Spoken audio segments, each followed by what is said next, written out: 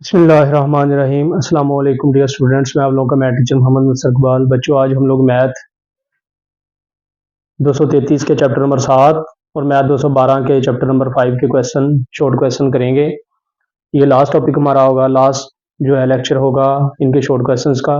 पहले दो लेक्चर्स में हम लोगों ने पहले 8 क्वेश्चन कर लिए हैं। आज हम क्वेश्चन नंबर 9 से स्टार्ट करेंगे।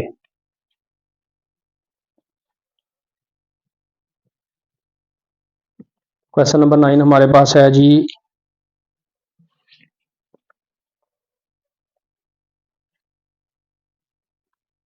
Integral x cube plus x square plus x plus 1 over under root x d x.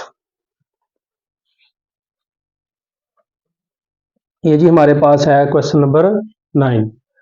अब इस क्वेश्चन को हमें थोड़ा सा पहले इंटीग्रेशन लेने से पहले हमें इसको थोड़ा सिंप्लीफाई करना होगा। सबसे पहले ये जो बटे में अंडर रूट एक्स है इसका हम जजर खत्म कर देंगे। इसका जजर खत्म करेंगे तो ये हमारे पास आ जाएगा 1/2, इसकी पावर आ जाएगी एक्स की 1/2।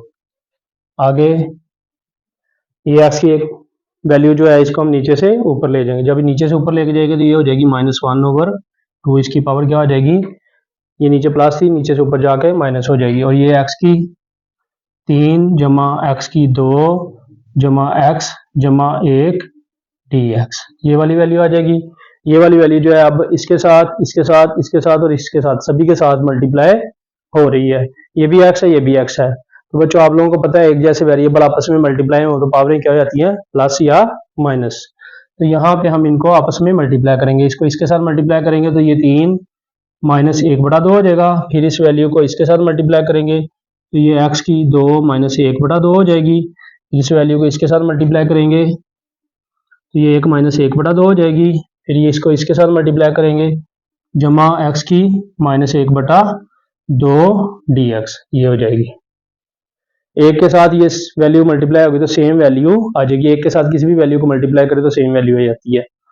तो अब बच्चों 3 माइनस 1/2, 3 माइनस 1/2, तो एलसीएम 2 आएगा। 2 को 3 से 3 2 बार 6, 1 1 बार 1, ये क्या आ जाएगा 5/2।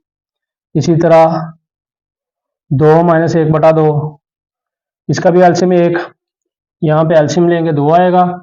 2 को 2 से मल्टीप्लाई, 2 2 बार 4, 1 1 बार 1, तो 3/2 आ जाएगा। फिर 1 माइनस 1/2, 1 का बटा जहाँ पे कुछ नहीं 1 होता है, इसका भी एलसीएम 2 आ जाएगा। 2 को 1 से 2 1 बार 2, 1 1 बार 1, तो 1/2 बच जाएगा। तो इस तरह ये 3/2, 3 माइनस 1/2 की पावर आ जाएगी 5/2, ये वाली वैल्यू। और ये आगे 2 में से 1/2 निकालेंगे तो ये आ जाएगा 3/2। इसी तरह ये वाली 1 में से 1/2 निकालेंगे तो 1/2 आ जाएगा। इसी तरह ये वाली वैल्यू जो है ये वैसी आ जाएगी डी एक्स। तो बच्चों यहाँ तक ये क्वेश्चन जो है हमारे पास मल्टीप्लाई होने के बाद ये सिंप्लीफाई हो जाएगा। अभी यहाँ तक हमने इसकी इंटीग्रेशन नहीं ली, लेकिन यहाँ पे अब हम इसकी इंटीग्रेशन ले लेंगे, सिंप्लीफाई हो चुका है। तो हम क्या करेंगे, इसकी पावर में इंटीग्रेशन लेते हुए इसकी पावर में एक ऐड करेंगे 5/2 प्लस 1, बटे में भी 5/2 प्लस 1। इसी तरह इसकी पावर में भी एक ऐड कर देंगे 3/2 प्लस 1, 3/2 प्लस 1। इसी तरह इसके 1/2 जमा 1, 1/2 जमा 1। इसी तरह इसमें भी जमा एक्स की -1/2 जमा 1 -1/2 जमा 1 प्लस सी। जब इंटीग्रेशन ले लें इंटीग्रल और डी एक्स का साइन खत्म कर देते हैं, उसकी जगह पे एंड पे सी कांस्टेंट वैल्यू ले आते हैं। तो यहाँ पे बच्चों 5/2 जमा 1 कर लेंगे, 5/2 जमा 1, जिसका कोई बटा नहीं है, इसका एलसीएम आएगा 2। 1 को 5 से 5 1 बार 5, 2 1 बार 2, तो ये आ जाएगा 7/2। 3/2 में 1 जमा करेंगे तो ये एलसीएम 2, 3 1 बार 3,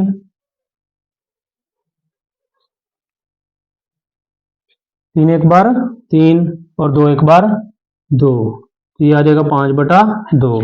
आगे 1/2 में 1 जमा करेंगे, 1/2 जमा 1, इसका बटा भी 1 आएगा, एलसीएम ले लेंगे 2, 1 एक बार 1, 2 एक बार 2, तो इसका एलसीएम 3/2, और ये वाला जो आ जाएगा हमारे पास -1/2 जमा 1, 2, 1 1 से मल्टीप्लाई होगा -1, 2 एक बार 2, तो जमा के 2 में से -1 निकाल देंगे, 1/2 आ जाएगा। तो ये हमारे पास इसका आंसर आएगा x की 7/2 बटे में 7/2 जमा x की, ये आ जाएगा हमारे पास 5/2 बटे में भी 5/2, ये आ जाएगा हमारे पास x की 3/2 बटे में भी 3/2, ये आ जाएगा हमारे पास x की 1/2 बटे में भी 1/2 प्लस c, ये हमारे पास होगा। अब ये जो बटे में वैल्यूज हैं इनको हम क्या करेंगे, उल्टा देंगे, ये ऊपर जाकर 2/7 हो जाएगी, ये 2/5 होएगी, ये 2/3 हो जाएगी, और ये 2/1 हो जाएगी। यहाँ पे कर ही देता हूँ,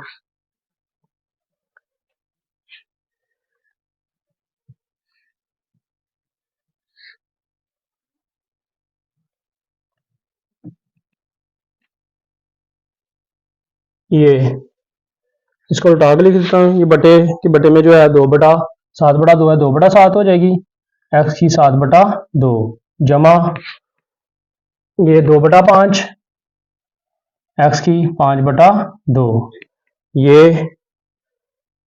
2/3 x की 3/2 जमा ये वाली 2/1 x की 1/2 प्लस c, तो ये इसका आंसर आएगा क्वेश्चन नंबर 9 का।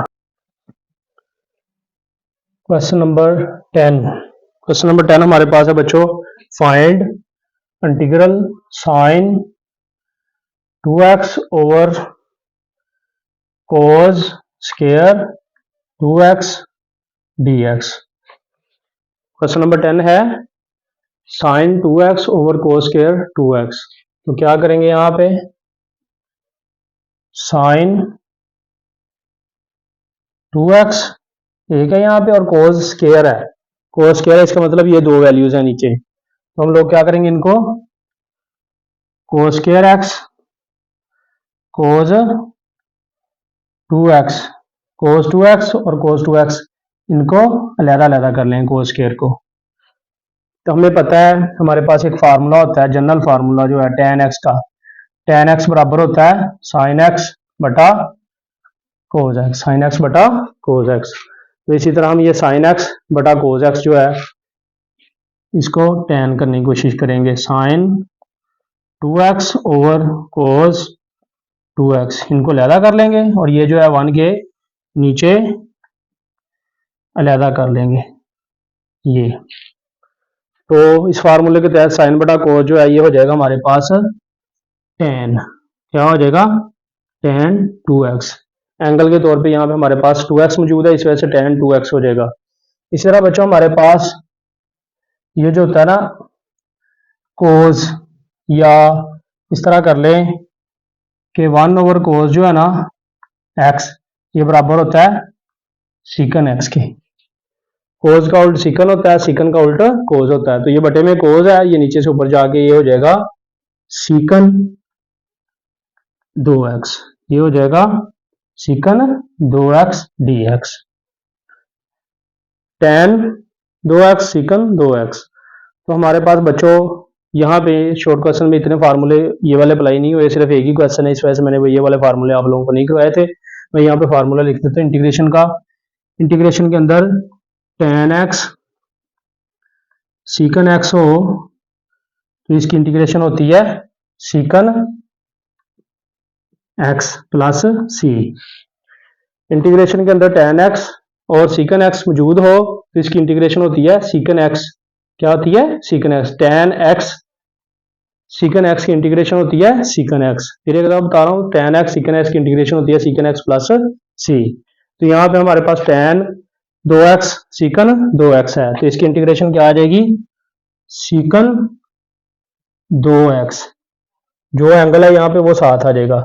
और दूसरी बात बच्चों, अगर यहाँ पे x के साथ कोई, अगर अकेला x हो फिर यहाँ पे अकेला ही x आ जाएगा, बटे में भी कोई वैल्यू नहीं लिखेंगे। लेकिन अगर यहाँ पे x के साथ कोई कोफिशिएंट, यहाँ पे एंगल के साथ कोई वैल्यू दी हुई हो इजाफी, तो उसको बटे में भी लिखते हैं। अब यहाँ पे 2 है तो ये बटे में भी 2 आएगा। अगर यहाँ पे 3 होता या बटे में भी 3 आता, यहाँ पे a होता तो बटे में भी a आना था। तो ये सीकन 2x बटा 2 प्लस सी, ये आंसर आ जाएगा। अगर आप इस 2 को साइड पे निकाल के लिखना चाहते हैं तो इस तरह भी लिख सकते हैं, 1/2 सीकन 2x प्लस सी, ये इसका आंसर होगा। Question number 11, integral e3x plus e5x dx, ये हमारे पास है जी integral e3x plus e5x dx। तो इनकी इंटीग्रेशन बहुत ही आसान है। x वाली सिंपल वैल्यू हो तो इसकी इंटीग्रेशन बड़ी आसान है। जैसे मैं यहाँ पे आपको एग्जांपल दे देता हूँ, e2x dx। तो e2x dx की इंटीग्रेशन अगर हम लें तो यहाँ पे आप देख रहे हैं, ये यहाँ पे x जो पावर है वहां पे x के शुरू में क्या है 2, तो ये ऊपर ये सारी वैल्यू वैसे आनी है, यहाँ पे जो वैल्यू होनी है वो बटे में आनी है प्लस सी, जो यहाँ पे वैल्यू नहीं वो बटे में आनी है प्लस सी, बस इतना करना है। तो यहाँ पे हमारे पास क्या है 3, तो e3x ओवर 3, इधर हमारे पास क्या है 5, तो e5x ओवर 5 प्लस सी, ये हमारे पास आंसर आएगा। हम इसको 3 को साइड पे निकाल के लिख देते हैं, 3x 1/3 e की 3x 1/5 e की 5x प्लस सी, तो ये हमारे पास होगा क्वेश्चन नंबर 11, आखिरी क्वेश्चन का आंसर। तो ये बच्चों था हमारी इंटीग्रेशन के चैप्टर नंबर 7 और चैप्टर नंबर 5 के शॉर्ट क्वेश्चन। तो नेक्स्ट टाइम इंशाल्लाह हम लोग चैप्टर नंबर जो 200 मैथ 233 है उसके चैप्टर नंबर 8 और जो मैथ 212 है उसके चैप्टर नंबर 6, बिल्कुल ये सेम चैप्टर है, सिर्फ नंबरिंग चेंज है। इनके शॉर्ट क्वेश्चन लेके आऊँगा इंशाल्लाह, आप लोगों के पास साथ शेयर करूँगा। और दूसरा पीछे से जो एक्सरसाइज है वो भी इंशाल्लाह कंटिन्यू करके आप लोगों तक जल्द से जल्द पहुँचाऊँगा। वीडियो को अच्छे से वॉच करें, दोस्तों के साथ शेयर करें, जो नए स्टूडेंट्स हैं वो चैनल को सब्सक्राइब कर लें ताकि नई आने वाली वीडियोज़ आप लोगों तक आसानी पहुँच सके। नेक्स्ट वीडियो तक अल्लाह हाफिज़, अस्सलाम वालेकुम।